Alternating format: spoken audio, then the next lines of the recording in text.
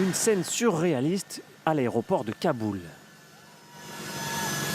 Un vidéaste amateur filme des Afghans prêts à prendre tous les risques pour monter dans cet avion militaire américain destiné à évacuer les personnels diplomatiques.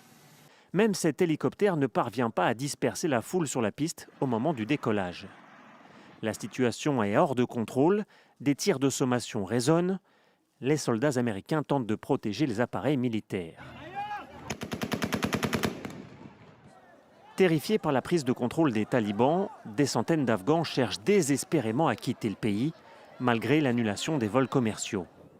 Évacuation du personnel américain, mais aussi espagnol, italien comme ici et français notamment. 2 avions de l'armée française doivent procéder à des rapatriements vers Abu Dhabi ce lundi. Dans la capitale, la zone verte, ce quartier diplomatique ultra sécurisé, est désormais quasi désert. Aucun étranger ou presque n'est resté, et ce sont des soldats talibans qui patrouillent dans les rues. Ces derniers n'ont rencontré aucune résistance en s'emparant de Kaboul. Dimanche, le président afghan a fui le pays pour, dit-il, éviter un bain de sang. La façon dont nous avons pu avancer n'était pas attendue. Nous n'avions jamais pensé pouvoir avancer aussi vite. Mais Dieu nous a donné cette victoire.